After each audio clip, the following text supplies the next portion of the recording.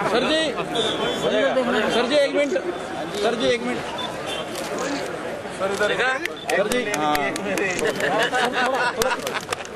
भारत माता की जय, भारत माता की जय, भारतीय जनता पार्टी जिंदाबाद, भारतीय जनता पार्टी जिंदाबाद, भारत।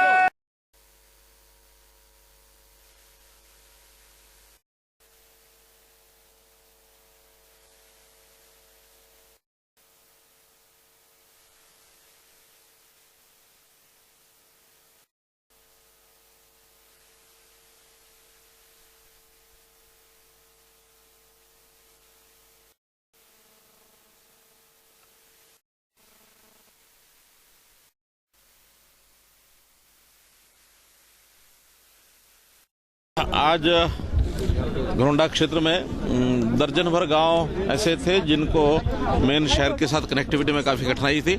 तो ये अंडरपास जो लगभग 6 करोड़ 40 लाख रुपए की कॉस्ट से ये तैयार हुआ है, आज इसका उद्घाटन किया है और मैं समझता हूँ इन सारे गांवों को बहुत लाभ होगा।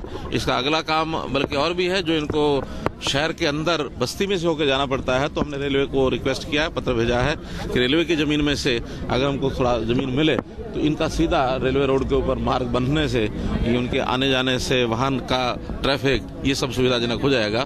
तो इसलिए एक बहुत बड़ा काम आज इस क्षेत्र के लिए। चुनावों से पहले सर घरोंडा वासियों को सब डिवीजन का प्रॉमिस किया था आपने कि सरकार बनने के 6 महीने बाद सब डिवीजन बना दिया। हमारे कृषि मंत्री श्री ओम प्रकाश जी धनखड़ के नेतृत्व में एक कमेटी बनी है, वो सब कमेटी इन सब का अध्ययन कर रही है। पूरे हरियाणा के रीऑर्गेनाइजेशन का मामला, चाहे वो सब डिवीजन हैं, तहसीलें हैं, ब्लॉक्स हैं, इसकी एक रिपोर्ट तैयार करके वो सरकार को देंगे।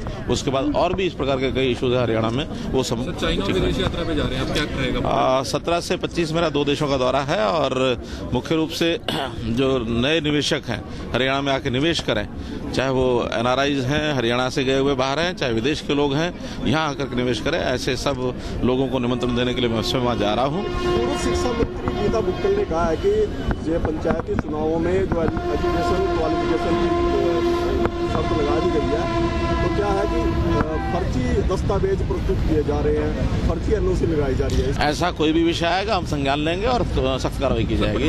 वैसे ऐसा कोई केस हमारे पास अभी तक कोई शिकायत के रूप में नहीं आया है। मैं समझता हूँ ये उनकी एक जो आज तक वो काम नहीं कर पाया, उनके बौखलाहट है कि ये काम पहले से हो जाना चाहिए था, उनको इस प्रकार की बौखलाहट, तो उसमें से ये स्टेटमेंट दे रहे हैं। पठानकोट की घटना पर कहना चाहेंगे कुछ?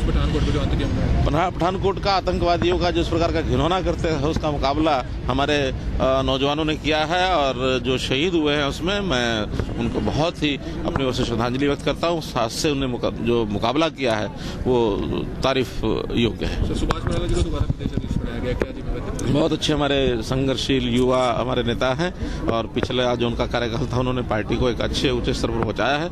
अगला सत्र और इस काम को सरकार और पार्टी के बीच में बेहतर तालमेल करते हुए जनता तक सरकार की उपलब्धियां पहुंचाने का काम पार्टी करेगी।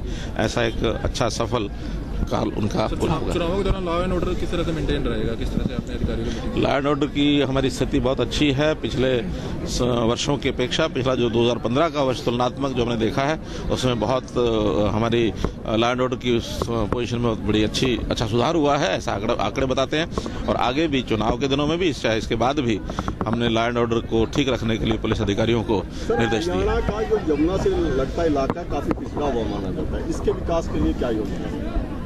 देखिए, घाड़ का क्षेत्र और खादर का क्षेत्र केवल यहीं इस इलाके में नहीं, पूरा क्षेत्र ही ऐसा है, लेकिन उसके विकास के लिए खास करके उनका जो भूमि कटाव की समस्याएं हैं या स्मगलिंग की समस्याएं हैं, पशुधन की स्मगलिंग होती है उत्तर प्रदेश की तरफ, फसलों का उजाड़ होता है, ऐसे कई विषय ध्यान में आए हैं, उनका सब कम ध्यान करेंगे।